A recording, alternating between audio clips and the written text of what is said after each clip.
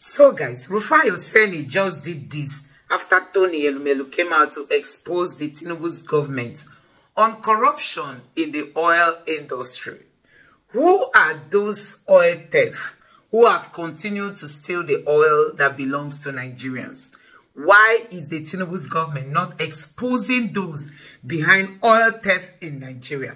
During the time of Buhari, we thought Buhari was not smart. He doesn't want to fish them out. He doesn't want to call names. And today we have a new president in Nigeria who is still covering those stealing our oil. Does it mean that the current government does not know those who are involved in oil stealing? Does it mean the Tinubu's government doesn't know those stealing the oil that belongs to Nigerians?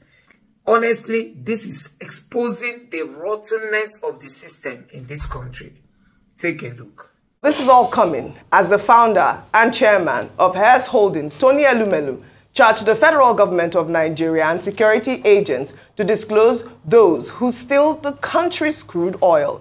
Elumelu made the comment in an interview published by the Financial Times. The businessman also disclosed how former President Muhammadu Buhari and his chief of staff, the late Abba Kyari, blocked him from purchasing an oil field in 2017 after raising $2.5 billion for the deal. Elumelu said that he was told Nigeria could not allow something of such strategic importance to fall into the hands of a private operator, which according to him defied logic, since he would have been purchasing the oil field from a foreign company, he said. He's also said that, the oil theft has contributed to the divestment of international oil companies in Nigeria. Let me just take his tweet, if you can pull up a statement from that Financial Times. Tony Elumelu said, "This is oil theft. We're not talking about stealing a bottle of Coke you can put in your pocket. The government should know. They should tell us. Look at America. Donald Trump was shot at, and quickly they knew the background of who shot him. Our security agencies should tell us who is stealing our oil. You bring vessels to our territorial waters, and we don't know." But, last month, actually, operatives of the Nigerian Navy ship Pathfinder uncovered over 200,000 liters of alleged illegally refined diesel at a private residence in Rivers State. Let's take a look. It's not sacks of rice. It's liquid. Liquid is inside all of them. Come. You see? This is crude oil. This is crude oil. It's crude oil. So it's a major operation. It's ongoing. Massive operation. The Nigerian Navy, led by this man here, Commodore Desmond Igbo, is the commander of the Nigerian Navy ship Pathfinder. They discovered this place inside somebody's compound. Okay, you people tried. You people found this place. So they said they've arrested 2 people, and they are still trying to track down the other people because it's a massive operation that's ongoing here. Now look at this. You can see this is crude. Look at it. You see that? Everywhere.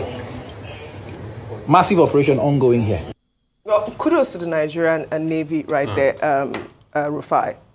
Truth has to be said, Audrey. You see, tie all the stories together, they're connected one way or the other. Of course.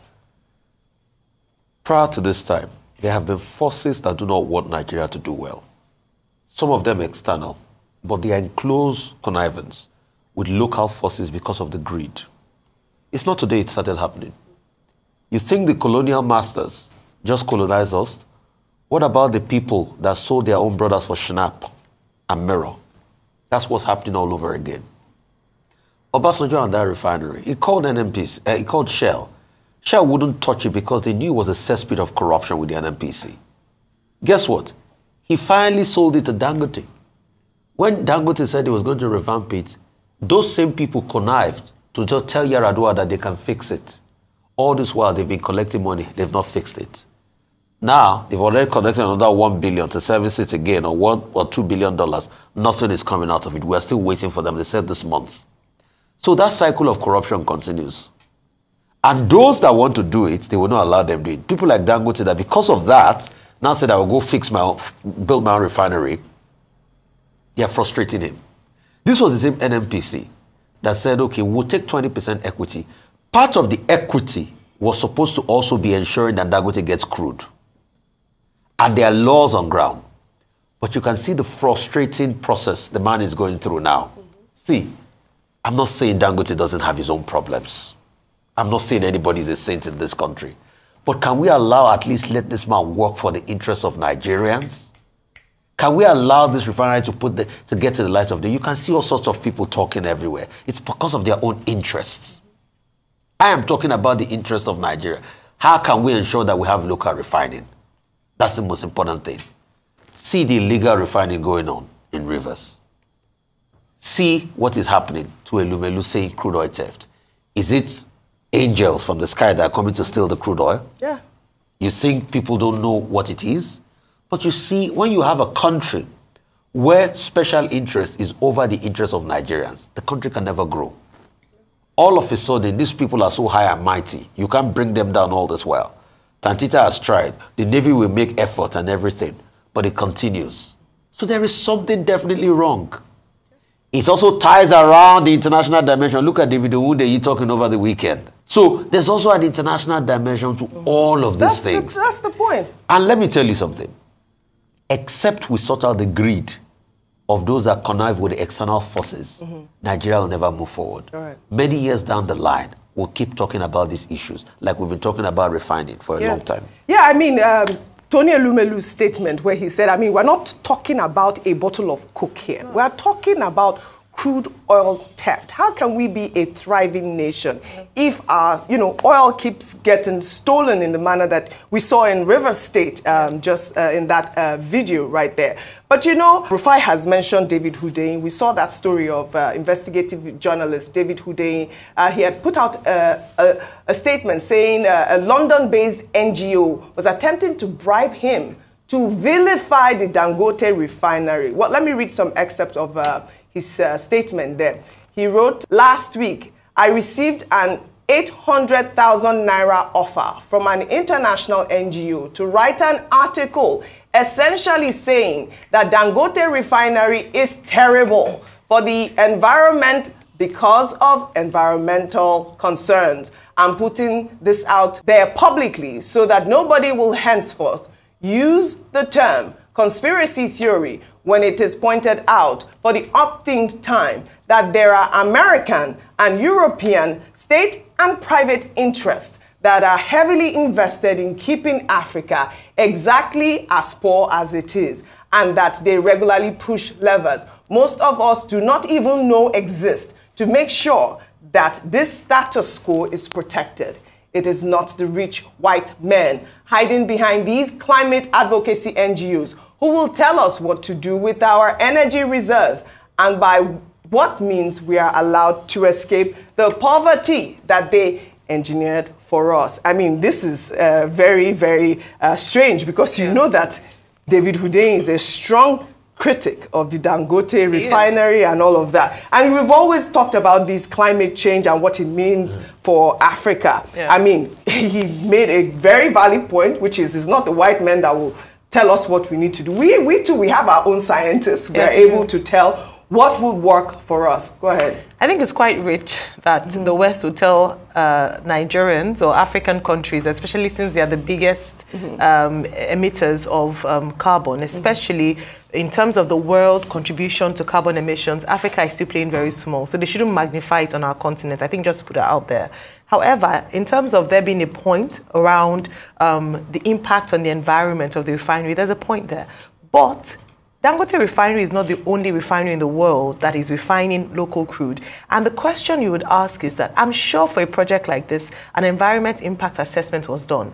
And the Nigerian government approved that, approved the refinery being put up. But I think the bigger conversation around this is the fact that there are deeper interests in this Dangote refinery matter, such that they are willing to sponsor people to write articles against the refinery. So it goes back to that question. And I think Mr. Elumelu also raised it, that who are the people behind, who are the cabal members who are behind, number one, not wanting to see local refineries work? I've maintained the fact that it's not just about Dangote refinery. All the local refineries in Nigeria, whether it's the Port Harcourt, Warri, any one of them not working, there are people who are bent on the fact that it must not work. And we cannot talk about the impact of these refineries working for energy security in Nigeria. We've talked about this a number of times. And that then leads us to crude crude oil theft. Already we were saying that the amount of money we spend on exporting, importing back our oil as PMS is a lot. Then talk about what we're even trying to export to gain revenue being stolen, the commonwealth of the people.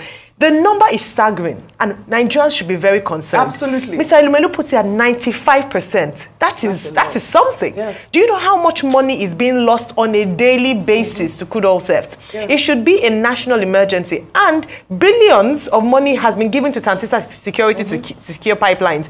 Where is how much money, how can we justify that amount of money being spent on a contract awarded to an outfit to ensure that oil theft reduces? Nevertheless, we keep talking about this. We keep hurting local businesses, local investments, until we fix the cabal or the interest of people in the oil and gas sector. We'll just continue talking and nothing will happen, and Nigerians will continue to bleed and lose a lot of money. Yes, I mean, this is the point you have just made. I mean, we've been talking about dream killers here. I would also refer again to Tony Elumelu's statement where he said, you know, former President Muhammadu Buhari and, you know, his former, may his soul rest in peace, Abba Kyari stopped his deal at that time, $2.5 billion in 2017. Imagine. And it was that he was going to be buying it from a foreign company, not a Nigerian company. What was that excuse for? But, you know, it's also good for everybody to keep speaking. Atiku Abubakar, former vice president, has also warned against any deliberate attempts to delay the progress of the Dangote refinery,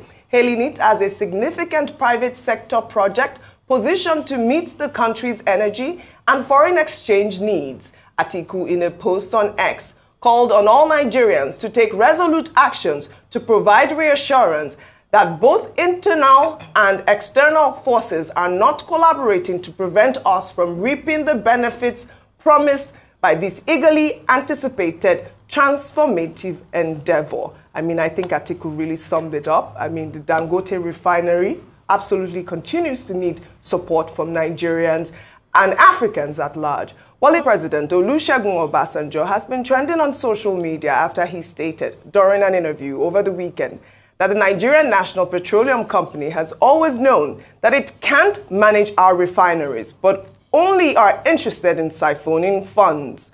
Obasanjo spoke when he hosted some members of the House of Representatives in Abeokuta, the Ogun State capital. When I was president, I went and called Shell. I said, Shell, look, come and help us.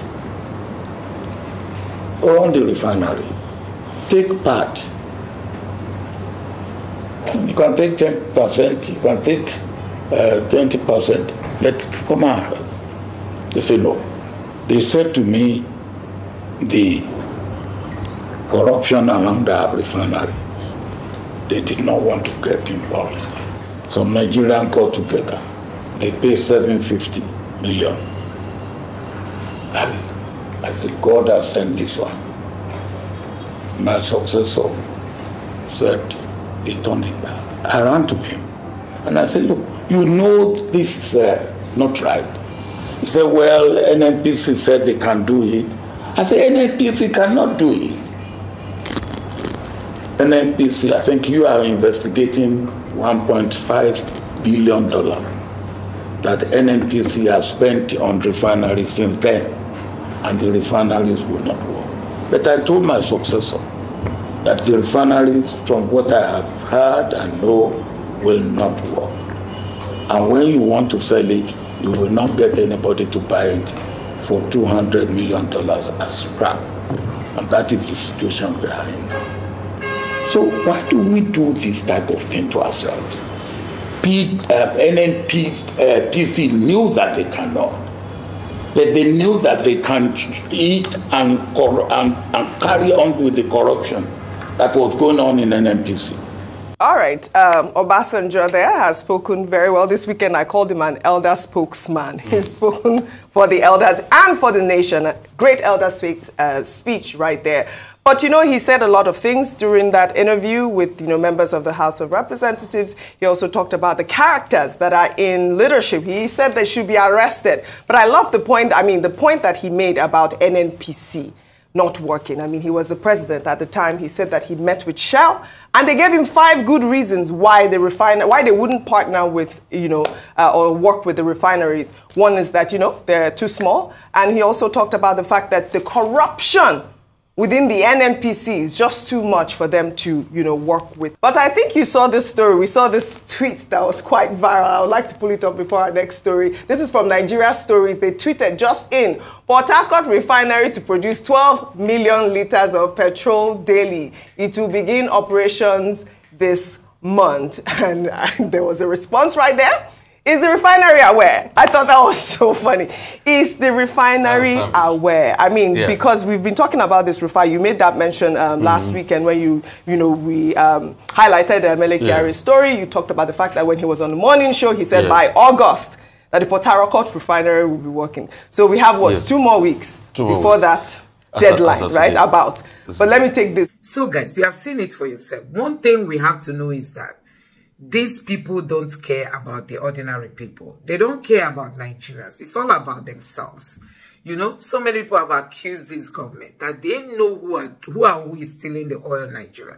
After all, the refinery that was discovered to be in Malta, who does it belong to? Some people say it belongs to Tinubu. So if indeed the refinery in Malta belongs to Tinubu, it is now a clear indication that this government is just intentionally trying to sabotage Dangote's business, because they want oil to, keep being imported in Nigeria to the expense of the people. Nigerians will have to pay. Nigerians will have to go through all this. These politicians are never satisfied. They have the highest of the allowances. They have the highest of the salaries. They have the highest of everything. And still, they are the ones still milking Nigeria. You can imagine if the refinery, they said they discovered in Malta, and it is being alleged that it belongs to Tinubu. If indeed that refinery belongs to Tinubu, you can imagine how well the Tinubu must have become. No doubt he said, it's a milokon, it's my turn. We all know that there was this allegation. Somebody came out to say that Tinubu owns Oando PLC, and also another second, oil company was mentioned, and that he owns 17 oil wells in Nigeria. If that is true, then Nigeria is gone for it. I mean, this country is finished. If one man should own all that, then what are we doing as a country? So, guys, that's to tell you the level of rot in the system. And these are some of the things we are saying. Enough is enough. Let them allow this country to breathe. They should please allow Nigeria to breathe. Nigeria deserves to be better. The people in Nigeria deserve to have a better life.